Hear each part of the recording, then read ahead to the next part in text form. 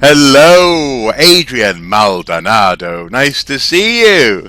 Hi, Mark. Great to be back on. Great to have you back, and great to have my favorite Puerto Rican Pictish specialist. I mean, it's just such a pleasure. Yeah, I can tell you though, we're a growing constituency. There are now three. I am one of three Puerto Rican early medievalists that work on Scottish material that I know of. But I think so far I'm the only one that does Pictishy things. Okay, well, where you lead, they will follow a rising tide of specialism. But actually, just for the boys and girls at home, can you just introduce yourself and where you're currently working and what you're doing, looking at Pictish things? Yeah, so hi everybody out there. I'm Adrián Maldonado. I am currently Glenmorangie Research Fellow at the National Oh, Museum of Scotland. I'm covering, this is phase four of the Glenmorangie Research Project. We're looking at the National Museum of Scotland's collections covering the 9th to the 12th century. oh, So it's covering the sort of Viking Age and the end of the Picts and the beginning of kingdoms like Strathclyde, Alba, and what would eventually become Scotland. It's a really amazing job, and it's my first time working at the National Museum. I've been lecturing in archaeology, in early medieval archaeology, since 2012. But this is for an early medievalist who works on early medieval Scotland and the Picts. The museum is kind of the place you want to be. So I'm really happy to be there just now. the place to be. And so, and I'm sure you get asked this all the time. Does the Glenmorangie position come with whiskey? Totally. I had to get a big Glenmorangie tattoo on my back Uh-huh, uh-huh. when I first started. But other than that, price to pay. Excuse me a minute, Brenda. Double Glenmorangie on the rocks. Glenmorangie, right. Yeah. No, it's been fantastic working for the Glenmorangie Company. They don't tell us to say what's the archaeology of our distillery or anything like that. They don't say you have to mention whiskey this many number of times. No, absolutely not. They've been funding a research fellowship at the National Museum since 2008. Right. Really successful. Again, 4 phases of the project to date. It's the longest kind of partnership of its kind, Ah, I believe, in the museum's history. It's corporate sponsorship yeah, at its best. yeah, yeah. Well, and frankly, I'd rather be sponsored by a distillery than BP. But anyway, that's a whole other museum. Now, I have invited you back to talk to me this month on Halloween month, very specifically, because I received an email on the 6th of October that went as follows, and I figured you would be the guy to help me with this. Um, I have a pretty confusing question, asks Robbie Green. So apologise if you get confused while reading this, he says. My question is, what religion did the Picts practice before Christianity became Scotland's religion? I was playing the game Hellblade: Senua's Sacrifice, which is I don't know if you've heard of or seen that game, but it's quite an atmospheric game. It's one that I've seen, I've watched reviews and seen the trailers of. It's a bit surreal in places. The main character is meant to possibly have a mental illness as she dwells and sort of travels through an underworld type space to get to her goal. And in the game, as Robbie says here, the lead character comes from Orkney, which could make her a Pict, he says. And the plot is that she needs to make her way to Helheim. Now, we'll get onto that in just a second. The game follows Norse mythology through its story, and his question is: did the Picts really follow Norse mythology, or is that not accurate? And I think, Wait a I, second. Wait a I, second. Okay, so is there? Let me just get real specific here. All right, uh-huh, uh-huh. academic talking. What time period specifically is this game meant to be set? Oh, that's a good point. Do you know what? I will Google that. I will check that now. Okay, okay, Yeah, yeah. okay. Uh-huh, So uh-huh. my initial reaction was like, oh man, there they go again. People who only vaguely know about the Picts mashing things together. The Picts following Old Norse religion. That's bonkers. But actually, it depends. It Okay, depends. Okay, okay. so there is one really interesting thing about the end, if you like, the end of the Picts in Orkney and Shetland in particular. Okay, Uh-huh. so it used to be believed that the Vikings came into Shetland and Orkney first because they're geographically the closest to Norway. So they sailed Yes. straight over. They made their base on Shetland and Orkney first, and just wiped out the Picts. Mm-hmm. You Mm-hmm. know, and the evidence for this is, well, there's new kinds of settlements. There's timber halls where there used to be Pictish settlements. You know, there's Yep. Yep. longhouses. I mean, where there used to be Pictish houses. Yep. And the place names, all of the place names go Norse by a certain point. And so there's virtually nothing that is pre-Norse. Well, Almost. what's interesting there is living in the northeast of England. That is something that you don't quite see, for example, when the Romans arrive. People often think about the Romans as wiping out culture and religion and practice when they arrive. But actually, you see a certain amount of continuity as opposed to one-to-one replacement, especially in farmstead. So that's an interesting comparison there. The late 8th century, apparently. The late 8th Yeah. century. Okay. So so this is really cool then. Yeah. So the theory used to go that the Vikings came to Orkney and Shetland as sort of peaceful traders before the age of the Viking raids. So maybe in the late 8th century. And they just kind of lived among the locals. They weren't raiders yet. They were just trading, getting footholds, whatever. And the evidence for this was maybe there were some combs made out of reindeer from Norway that were made into Pictish combs. You know, they were using Norwegian comb antler to make Pictish combs.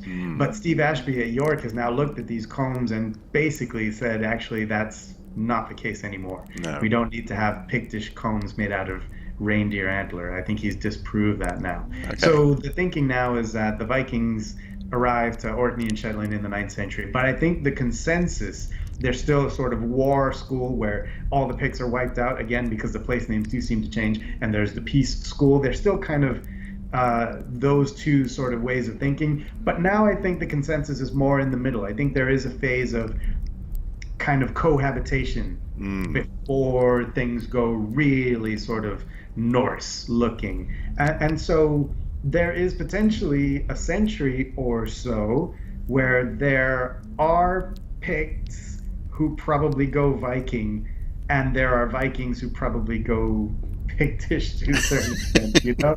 So there's no longhouses until about the 10th century. So for about 100 years, the Norse Vikings are around. There are Norse settlers, we know that.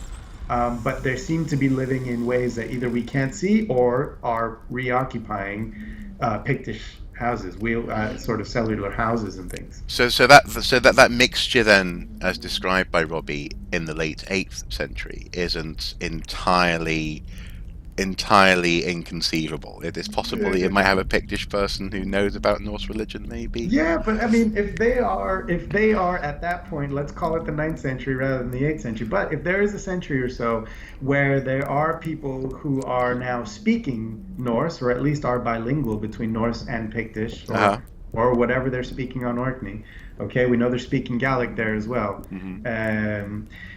So maybe there's at least bilingual person, and they are now following Old Norse religious beliefs, mythology. So at that point, are you still calling yourself a Pict, or have you been sort of acculturated? I mean, these are big questions that archaeology can only kind of nibble at. Yeah. It's not completely out of it. I would like to know. It's not completely impossible that we got a sort of Pictish Norse situation maybe later than that game is set. What I'd like to know is what the Picts look like in this game. Like, are they full-on face tattoos? Are they wearing like animal masks and just bare pelts and tartan trousers and no shirt? Like, what are we talking about here? What I've seen of Senua in the game is she has very heavy. I think she has some tattoos, but very heavy face paint. So woad in particular is a color that's being used. Presumably, there's blue. She's quite pale. She's got pale blue eyes, which is interesting in the context of Ava and some of the stuff that's been done about Bronze Age Scotland, and how actually people might have been a bit more swarthy in these times, and as time went on, it's hard to say. We can't. Not everyone basically looked like Rabsy Nesbitt, shall we say? Yeah.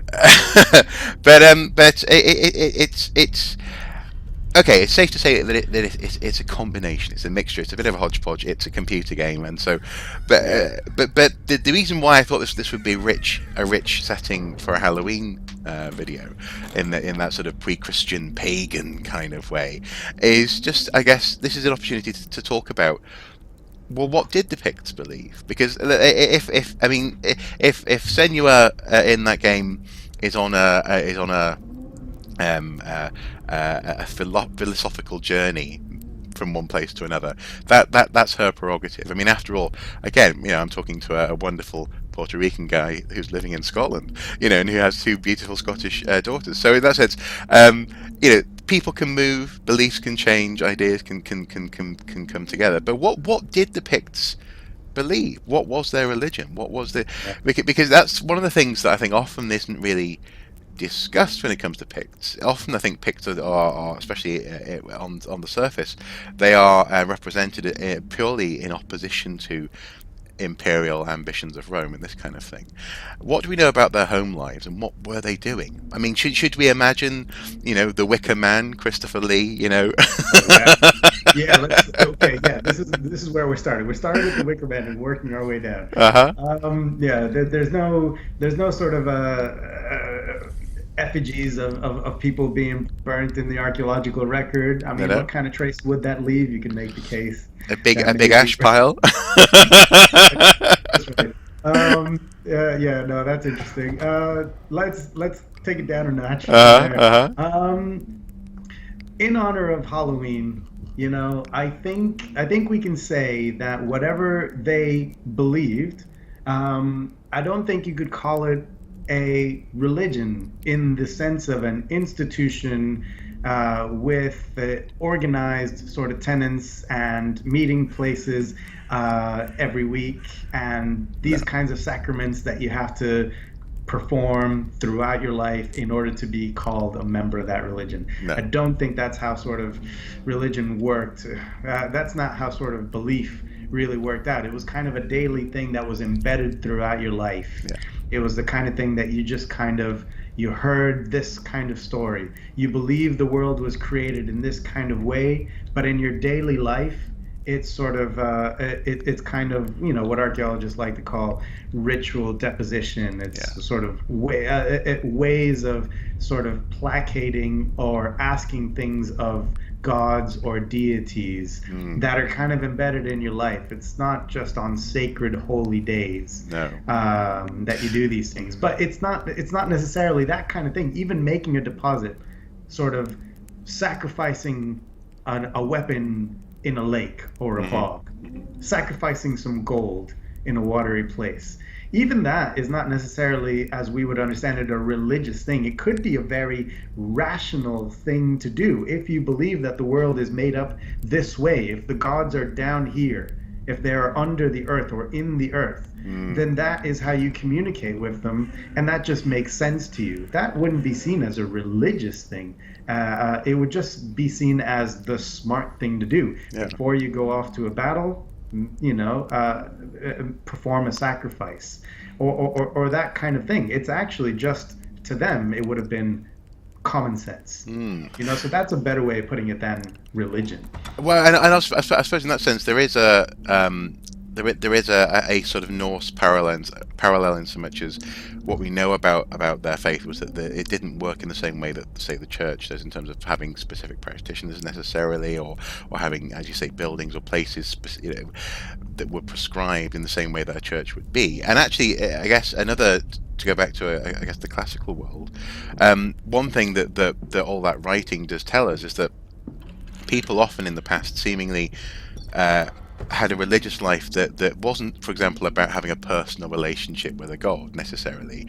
You may well have an affinity for one, but more often than not, a good religious life was one that kept you out of the eye of that god. that meant that they weren't going to mess up your day, like, you know, and or sacrificing to Poseidon or something when you're crossing the sea meant that that your ship was less likely to be sunk. It wasn't necessarily particularly about protection in that way. And so are there specific things like that that we can pull out of the archaeology with regards to the Yeah, Picts? definitely. I don't think that there would have been this sort of standard calendar of events. Like every year, there's always something like Christmas. Every year, there's something like Easter. But there are sacred days. There are feast days that we know about. And again, and now I'm thinking about other parallels. The Picts didn't leave any writings about their religion or anything else. You know, they have names. We have names of Picts recorded in other people's sources. We have lists of kings. So the kings are pretty well accounted for. Their battles are pretty well accounted for to a certain extent, because the Anglo-Saxons, the Northumbrians, the and the Irish wrote these things down, and those records survive. The Picts certainly had their own monasteries. They wrote their things down as well, but those records only survive filtered through the Irish annals, you know, and the Northumbrian chronicles, and to a certain extent the Welsh chronicles as well are recording events in the south of Scotland. They do have feast days and big sacred festivals that probably happened more or less on an annual basis. These generally relate to the turning of the seasons. You know, in the sort of popular understanding of Celtic religion, again, really just based on Irish texts, often written down much later. Okay, so there's not a one-to-one connection between what's going on in Celtic Ireland and what's going on in Pictland. Okay, but there are these festivals at the turning of the seasons. There's Imbolc in the spring. There's Beltane. There's the predecessor of Halloween, Samhain. These kinds of festivals. What we do have in Scotland, I'm happy to say, is that there is now evidence for a big ceremonial fire festival place. Nice. Okay.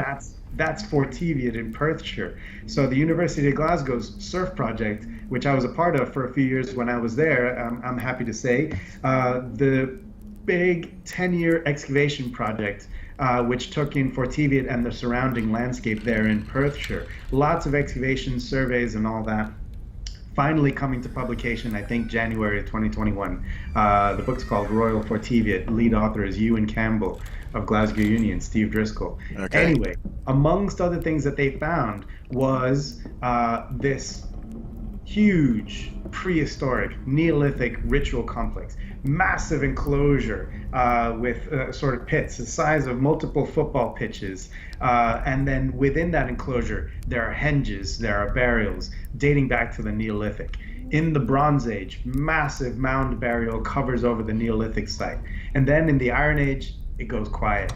So for about 1,000 years, no activity there. Right. But then in the beginning, in the Roman Iron Age, in the 2nd century AD, you begin to get little deposits back in that ancient prehistoric landscape. You begin to get a few burials in and around it. And they're in the early medieval period, in what would be the Pictish period at this point, from about the 5th and 6th century, you get massive big pits being dug into these henges. And so they are clearly still visible in the landscape, even though they haven't been used for a long time. There's still humps and bumps in the landscape, and the Picts, for whatever reason, are digging massive pits right down into the middle of these henges. We don't know what they're looking for. We don't know what they found. But in and around these big pits, there's big bonfire pits as well. They're burning grain in huge quantities. Right. And it could be evidence for bonfires. It could be evidence for malting, maybe making beer, and sort of gigantic sort of because these grain pits have very similar kind of archaeological responses. But what's really interesting is that from these early grain pits, 5th and 6th century, according to radiocarbon dates, from the 8th and the 9th centuries, by the time the Picts are meant to be really Christian at this point, they're putting up crosses with symbols on them. You know, this part of the world, southern Pictland, is very much a Christian part of Pictland. But from the 8th century or so, you also begin to get cremated human bone in these big pits. So they are burning human remains. We don't know if they're burning people. I'm not going to call it a Wicker Man situation. You'll have to buy the book to find out what's going on. But they are certainly doing some freaky deaky, massive fire festivals at Fort Teviot for a long period of time. For hundreds of years, it becomes a royal center. And the big ceremonies that take place there, whatever else they included big, huge bonfires, which is really the kind of thing that you might associate, with a Beltane or with a sort of harvest, end of summer kind of festival, maybe like Halloween. Yeah, absolutely. Well, and it's interesting. I suppose there's a remnant of that still, even for example in England today, whereby the what we call bonfire night was essentially a state-sponsored fragmentation of what was essentially Halloween and other things like going mumming and dressing up as a saint or something and having bonfires in fields. They took the bonfires and used it to celebrate. To commemorate the non-blowing up of Parliament on the 5th of November. So there's still a little bit of that with fires at this time of the year. How should then, I suppose in terms of atmosphere, how should people conceptualize the way that the Pictish expressions of religion or even expressions of Christianity would have appeared to people elsewhere in the world? I mean, do we have any observations in Ireland or in the Northumbrian communities about what their neighbours are doing? Do they approve of the way that Pictish people do Christianity when they get there? I mean, the earliest references we have are from Roman sources, and especially the sources that we're talking about are sort of imperial praise poetry. And so this is the court poet saying, "This emperor, you are so great because you have vanquished these terrible bastards all around the fringes of the empire." And the first mentions of the Picts and the Scots are coming in these kinds of poetry, this court poetry. And so they are basically naming the Scots and the Picts kind of in the same breath as saying, these are these barbarians at the edge of empire who are horrible, but thankfully this emperor has demolished them. You know, that's kind of how we begin to hear about the Picts, and so we get this image of them as the absolute enemies of Rome, the enemies of civilization, Christendom. But we actually don't have more than that. What we do know from the work at the National Museum and the University of Glasgow, and now increasingly the University of Aberdeen with Gordon Noble, is that the Pictish symbols are being developed at a very early period. You know, they are developing their own form of writing. At the same time as in Ireland, they're developing this Ogham script. And at the same time in Scandinavia that you're developing the runic script. There are all these supposedly barbarian, anti-civilization, anti-organization of any kind, you know, the ultimate free peoples in the romantic imagination. But what they're actually doing is they're becoming powerful kingdoms, organized. And the evidence of that is that they're experimenting with ways of writing. And the Pictish symbols come out of this sort of milieu. So, you know, they're not just sort of anti-Rome. They're creating a kind of script which is inspired by the kinds of writing that they're seeing from Rome. But they are kind of going their own way. They're not sort of saying, we're going to learn how to write in Latin script. We're saying, we're taking that technology and we're kind of making something else out of it. And that's, I think, the origin of the Pictish symbols, as far as we know, is coming from that kind of late Iron Age situation.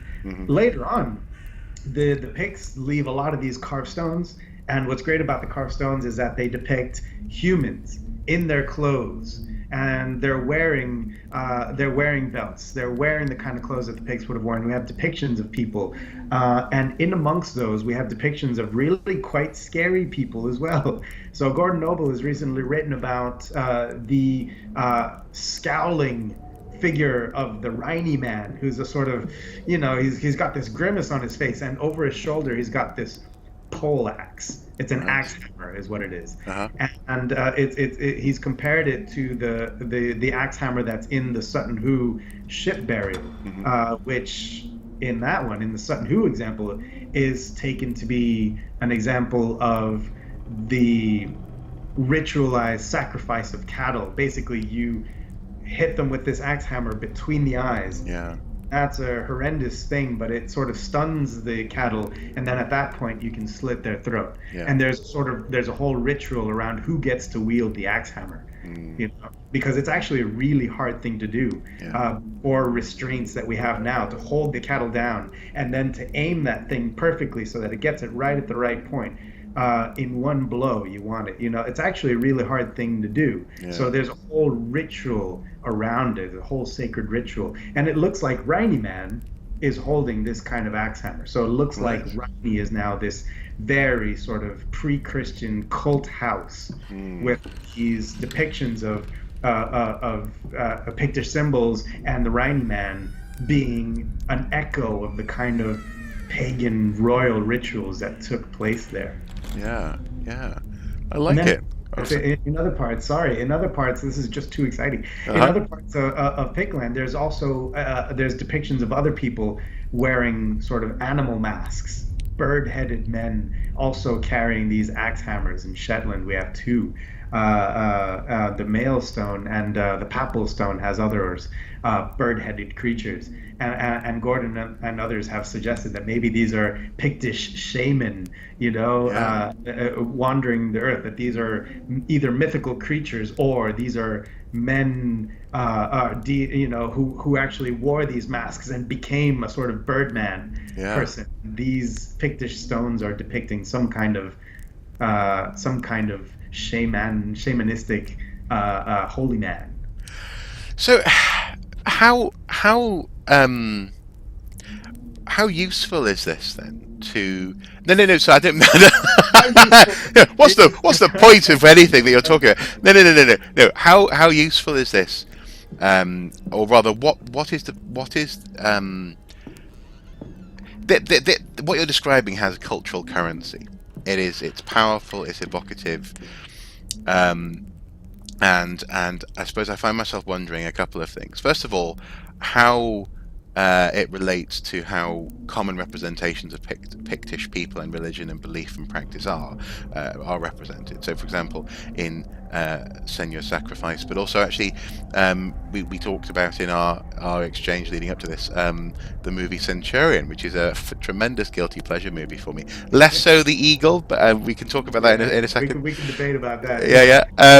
But I suppose what's the how should a modern Scot relate to this sort of imagery? Because something which I have Scottish family, but also something which I see an awful lot, especially in the northeast of England, is this sense that somehow, again, Scottishness exists in some ways, and the northeast in some ways exists in opposition to a type of identity from the south, which is tied up with the state and tied up with church and tied up with other things. And I suppose I wonder, can this sort of imagery be drawn upon in a way which is more than just defiant for modern Scotland? What does it? What should it and what could it be for people looking back on this stuff? Because these are big questions, man. But I think you're getting at something really important here. Yeah, the Picts have been used as this kind of, two fingers to blank. Yeah. Whether it's the Romans or whether it's modern politics. Yeah. Let's leave it there. Yeah. And, the Picts have been drawn upon as this sort of antagonistic thing. And this is how they've been depicted, because they've left all of these depictions in stone of weird things that we don't understand, frankly. They've got weird creatures in their stones that don't really show up in other kinds of Christian art. Isabella Henderson and more recently Victoria Whitworth, they have been writing very cogently about Pictish monsters. So there's this one thing that's really significant. So the Vikings and Norse art, they're kind of calling card in terms of Viking art, if you like, or Norse styles of art, is that they have beasts and dragons. They have dragons with swirly tails and things, and that becomes kind of iconic. And worms. Ernest style art. Yeah. But the Picts have their own beast. They obviously have the Pictish beast, which is one of the symbols. Which might go back hundreds and hundreds of years into the Iron Age, who knows. But in the Christian stones, the cross slab. So we know that they are Christian already from the 7th century at the latest, and in the 8th century, you get these masterpieces of Pictish sculpture, and they have interlace as rich or as even more complicated than you get even on illuminated manuscripts, like the Lindisfarne Gospels, the Book of Durrow, the Book of Kells. They are rendering those really intricate things, which are hard to do on the page, and they're doing them in stone.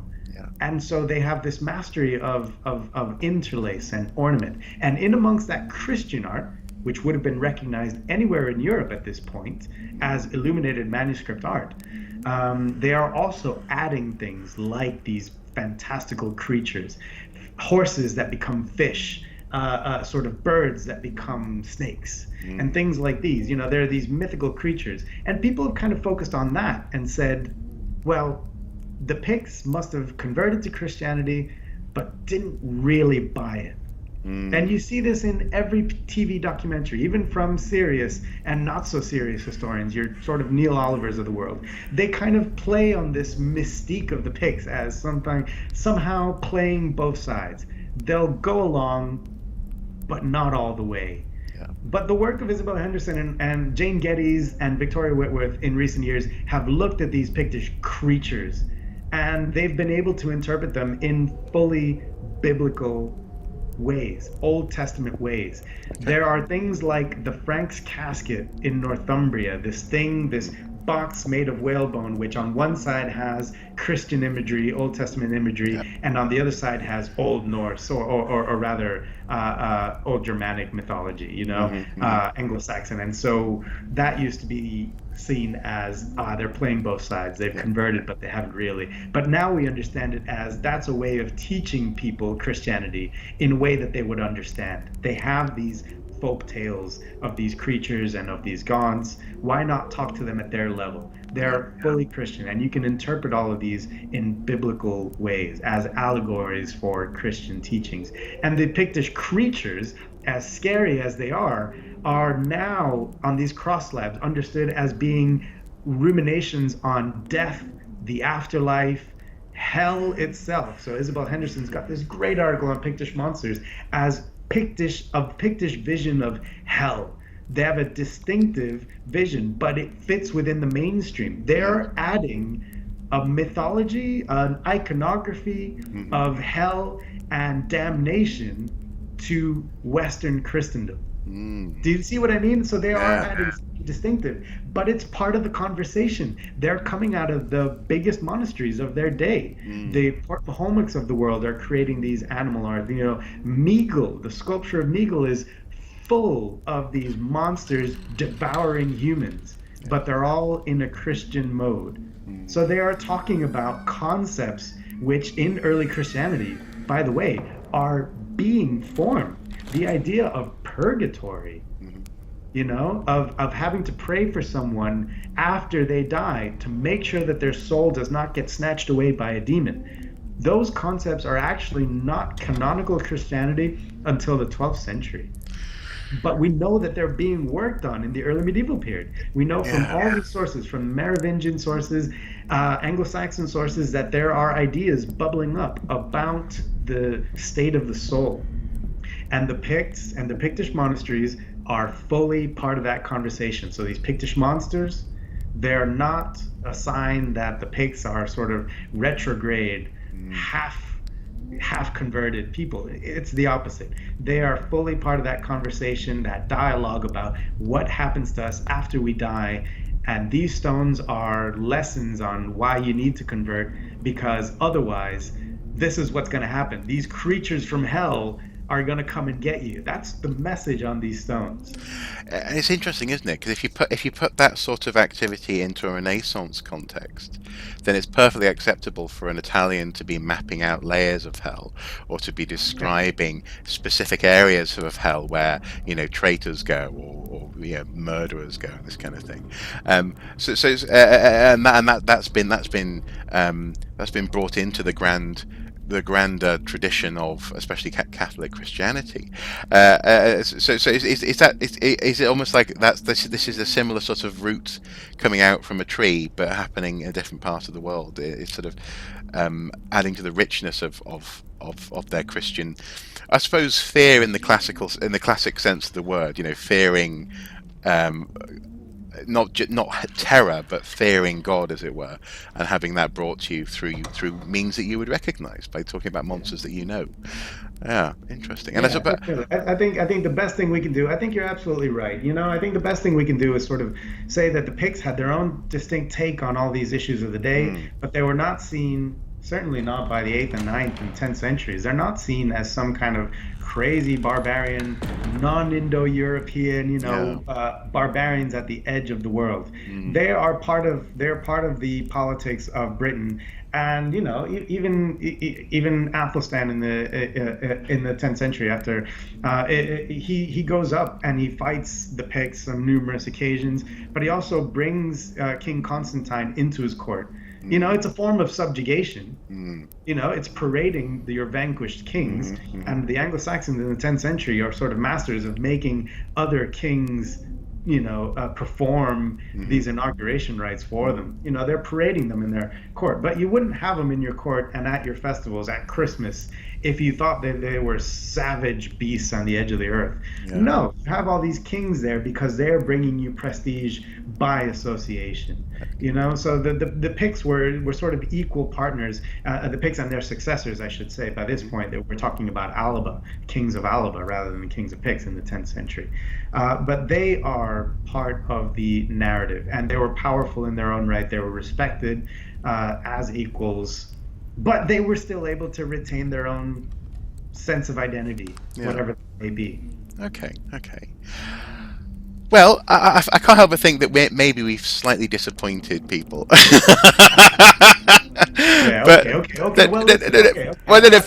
I say go ahead. I've got another one up my sleeve. People can look this up. It's available online. This is a weird, obscure. This is a regional archaeology journal. They report on commercial-led work, development-led work.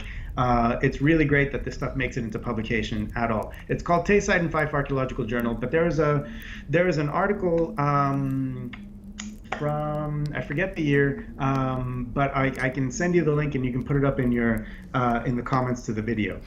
There's a site called Hawk Hill in Angus. It's an Iron Age settlement. There's a little roundhouse. There's a souterrain, a sort of underground storage facility, and they have bits and pieces of metalworking and things going on. It's a standard late Iron Age settlement. A few hundred years later, in the 8th century, it is reoccupied in Pictish times as a metalworking place. They're making iron, they're smithing and smelting iron in this place. Pretty standard stuff. But then there's a big grain pit there, and again, it calls back to the grain pits at Forteviot. And in this grain pit, there are 3 burials. All 3 are women, and they are buried with metalwork like ironwork, an iron bar, a weaving comb, and hearth sweepings, just burnt grain and charcoal. The first burial is an elderly woman, and she has maxillary sinusitis, which means she worked in a sooty, polluted environment. She may have been a smith, but that's just me extrapolating from that. She is an elderly woman. She's the first to be buried in this pit. And then 2 other women are crouched and placed in the same pit, shoved in the same pit with her. There's a triple burial. They're almost like laid out in a triskel, a sort of 3 people almost sort of entangled together in this pit with hearth sweepings and iron. It's a freaky thing. We don't know what's behind it. They don't seem to have been killed. There's no evidence from the bones, but they all seem to have been buried at the same moment. They dated the charcoal and the 3 skeletons, and it's dated to about the 8th century. So again, in a part of Pictland, which is certainly Christian, there's cross slabs all around in Angus. There are still these unexplained, strange activities going on. There's post holes which might relate to some kind of ritual structure above ground next to this pit and this smithy. There's something about metalworking and dead people and burning of grain. There are these rituals that we still don't understand that often come together at these very special places. So there's still freaky things that we don't understand, even in the sort of Christian Pictish times. Yeah. So it's out there. It just still needs to be found. Absolutely, cool. I say that we're running the risk of disappointing people, but I think hopefully we've pleasantly surprised people as well. And you as ever are a masterful communicator of this stuff. Thank you, Adrian, for your time this morning. It's been a pleasure. And I suppose my last question would be, are you doing anything for Halloween this year? Yeah, well, so I've got two wee girls now, so we've got Halloween ornaments all over the house. We've become those people where we thought, growing up, we're never gonna put up ornaments. That's so cheesy. What a commercialized Halloween thing. And then all of a sudden we have two girls who are in school and they're getting the Halloween stuff pumped into them all day. And so of course we've got ghosts. We bought ghost lights and there's pumpkin bunting and you name it. So yeah, we're gonna dress up. We've got a political costume this year, I'm afraid. Oh, okay. Okay. Yeah. So, I'm happy to go there if you want to. What is it? I'm curious. My wife and I, we're teaming up. We're doing Supreme Court justices. Oh. My wife's gonna go as Ruth Bader Ginsburg, and I'm gonna be Sonia Sotomayor, the Puerto Rican Very Supreme good. Court justice. I don't know how I'm gonna do it. You have to shave. Like robes. Yeah, I'm gonna have to shave. I'm gonna have to get a wig. Doesn't matter. The kids won't understand what we're talking about, but Yeah, but black robes. It's a bit witchy, a bit spooky. I like it. Yeah, there you go. Yeah. We can Supreme Court justices by day, and then by night put on the scary. Speaking of which, actually, I've no idea what you mean when it comes to crass commercialization and strange decorations in the house. I mean, this is just the way our house is all the time. Again, thank you, and also hopefully, folks at home, this has answered some of your questions with regards to this, in particular, Robbie, because I suppose actually the takeaway that's probably often worthwhile taking away from these sorts of things is that ultimately the past is much more complicated, and in many ways much more interesting than a simple answer can give, isn't it? I guess one final thing that often I ask people who are specialists to offer is if you could get any sort of single message about Pictishness, Pictland, those parts of the world out into a more wide public realm, what would it be? What would be the take home bit of trivia? And this doesn't have to be about religion, but what would you like people to know that they don't necessarily already know? Listen. The Picts are badasses. I'm sorry, but they are. And they are seen as different, as antagonistic, and in academia we've been fighting since Leslie Alcock, since the 1980s, to say they are normal. They are part of the mainstream. And that's true, but each of these people who are in the mainstream, the Merovingians, the Anglo-Saxons, the Irish of their day, they get to have their own character that is part of the story of Europe. Well, Picts are part of the story of Europe, just like every other sort of corner of Scotland. It's part of British politics. They are equal partners. Okay, so we can be part of the bigger narrative of whatever you want to call it, Europe, the West, the post-Roman world. They can be part of that while still maintaining that distinct identity which makes them cool. And the fact that we don't understand everything about them means that it's really fun to tell stories about them through them. Let's continue to do that. Just because they are a part of the mainstream doesn't mean that they have to be boring. All right, so we can still have these stories that we tell around them. We can still be proud or horrified or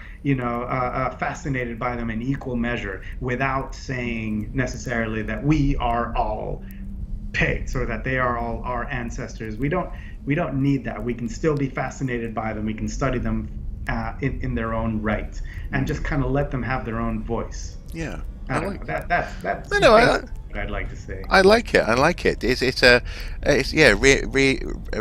re-enfranchising them into that. Yeah, sure. Well, but also actually, I guess in that sense, I suppose what you've described there is the fact that people know what, broadly speaking, what they think of as being like William Wallace, but also what a modern Scottishness is.